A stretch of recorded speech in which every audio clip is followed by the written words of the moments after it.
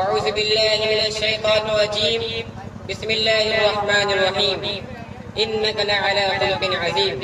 محترم سامعین اور میرے مشرق اساتذہ کرام، میں جس عنوان کو لے کر آپ لوگوں کے سامنے حاضر ہوا ہوں وہ ہے اسلام میں اخلاق و کردار کی اہمیت۔ اخلاق کا شیشہ چور ہوا، انصاف دلوں سے دور ہوا، اللہ کا شکوہ یاد رہا اور اپنی شکایت بھول گیا۔ محترم سامعین، معاشرتی اجتماعی زندگی کو بنانے اور سنوارنے میں اخلاق کو نمایاں حیثیت حاصل ہے، بلکہ معاشرے کی پہلی اینٹ اس میں اخلاق ہے، انسانیت کا زیور اس میں اخلاق ہے۔ اخلاق و کردار وہ جوہر ہے جس کے ذریعے پتھر دل کو موم کیا جا سکتا ہے، جس کے ذریعے اسٹون جیسے دل کو موم کیا جا سکتا ہے، جس کے ذریعے مردہ ضمیروں کو حیات بخشی جا سکتی ہے۔ اور انسان عمدہ اخلاق کا حامل ہو جائے تو دوست دشمن اس کا فریفتہ اور گرویدہ ہو جاتا ہے۔ یہی وجہ ہے اسلام نے ایمان کے بعد توجہ جو کہ پاکیزگی اخلاق کے بہتری کی جانب دی ہے۔ رسول اللہ صلی اللہ علیہ وسلم نے فرمایا بعثت لاتمم مکارم الاخلاق، میں بھیجا گیا اس لیے کہ اچھے اخلاق کی تکمیل کر سکوں۔ یہ کہہ کر اخلاق کی اہمیت کو دوبارہ بتا دیا۔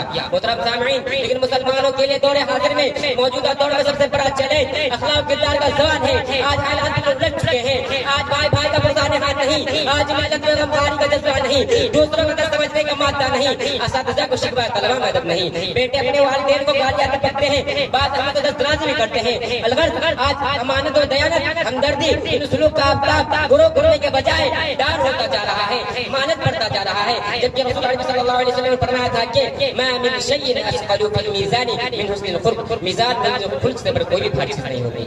میرے غیور نوجوانوں، اس حدیث کی روشنی میں خود یہ اندازہ لگائیے کہ اسلام میں اخلاق کردار کتنی اہمیت ہے۔ اور رسول اللہ صلی اللہ علیہ وسلم نے اپنی امت کو اخلاق کی تعلیم نہیں دی، بلکہ سب سے پہلے اس کا عملی نمونہ پیش کر کے دکھایا۔ چنانچہ فتح مکہ کے دن جب آپ صلی اللہ علیہ وسلم نے فرمایا لا تثریب علیکم اليوم، آج کے دن تم پر کوئی میرے جان میں سرزنش ملامت نہیں، معافی کا اعلان فرمایا تو سارے دشمنان اسلام یہ کہنے پر مجبور ہو گئے اخلاق تو بس محمد کے پاس ہے، اخلاق تو بس محمد کے پاس ہے۔ یہ اخلاق صحابہ کرام رضی اللہ عنہم کے اندر گھٹ کے بھرا ہوا تھا، جن کے بنا پر سینکڑوں افراد دامن اسلام سے مشرف ہو گئے، جن کے بنا پر سینکڑوں بت پرستی کو چھوڑ کر اسلام سے وابستہ ہو گئے۔ اس کے اندر اخلاق اس طرح پایا جاتا تھا جب وہ تجارت کرتے تھوڑے سے خیال رکھا کرتے، وہ کہتے اس کے دکان سے کچھ خرید لیجیے، وہ صبح جیسے گاؤں آپ جیسے گاؤں کو منتظر ہے۔ وہ جنگ کا واقعہ کس کو یاد نہیں، جب ایک صحابہ زخمی ہوتے پانی کی آوازیں لگاتے، پانی کا پیالہ خرید کیا جاتا تو پھر ان کے پاس آواز آتی، وہ کہتے میرے فلاں بھائی کو پانی ضرورت ہے پہلے اسے پلاؤ۔ جب دوسرے قریب کر دیا جاتا تو پھر اس کے پاس آواز آتی، وہ کہتے میرے فلاں بھائی کو پانی ضرورت ہے پہلے اسے پلاؤ۔ چنانچہ تینوں صحابہ رضی اللہ عنہ نے وہ عملی نمونہ پیش کر کے دکھایا، یہ تاریخ انسان کبھی فراموش نہیں کر سکتا۔